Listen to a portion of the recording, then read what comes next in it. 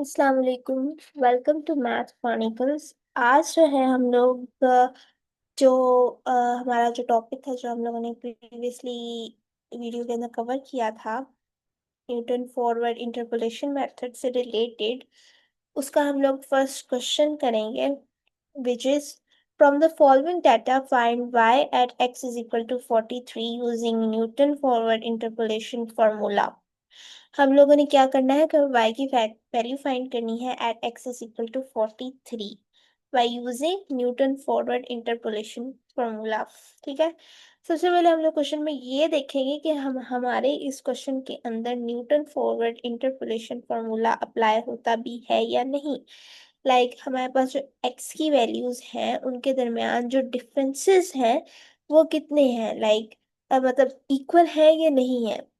तो ये हम देख सकते हैं कि जो हमारे पास डिफरेंस है एक्स की वैल्यूज के अंदर वो सेम है। 40 और 50 के दरमियान 10 का डिफरेंस है, 50 से 60 के दरमियान 10 का, और ऐसे ही सो ऑन हमें हर जगह डिफरेंस एक ही मिल रहा है। उसके बाद हमारे पास फंक्शन वाई की वैल्यूज हैं 184, 204, 226, 250, 276, 304। तो हम लोग एक्स की वैल्यू वाई की वैल्यू फाइंड करेंगे at x is equal to 43। अब हम लोगों ने डिफरेंस टेबल क्रिएट कर लेना है। एक्स की वैल्यू, वाई की वैल्यू लिख के आगे del y, del square y, del cube y, इनकी वैल्यूज फाइंड करनी है। अब डिफरेंस टेबल में क्या होता है कि हम लोग डेल वाई की वैल्यू कैसे फाइंड करते हैं कि जो नीचे वाली वैल्यू होती है उसको ऊपर वाली वैल्यू से माइनस करके हम लोग अपनी वैल्यू ले आते हैं। 204 को माइनस करेंगे 184 से तो हमारे पास वैल्यू आ जाएगी 20। 226 को माइनस करेंगे 204 से तो हमारे पास वैल्यू आ जाएगी 22। 250 को माइनस करेंगे 226 से तो 24।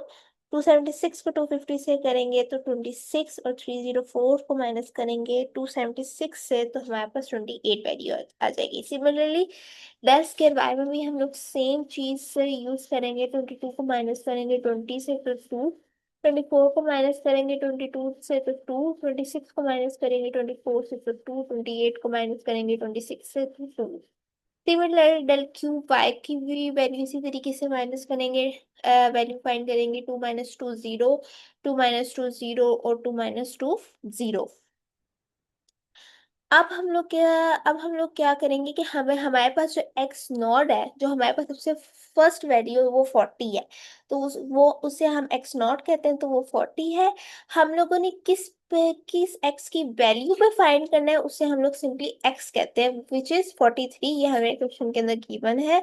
वाई नॉट की वैल्यू हमें पता है कि 184 है फर्स्ट वैल्यू, और एज जो है वो हमारे पास 10 है। Differences between the values of x is 10, so h value is 10। So अब हम लोग p की वैल्यू फाइंड कर लेंगे। p इज इक्वल टू, हम लोगों ने फॉर्मूला पढ़ा था पिछली वीडियो में, उसमें था कि x minus x naught divided by h is equal to 43 - 40 divided by 10। तो हमारे पास कैलकुलेट करके वैल्यू आ जाएगी 0.3।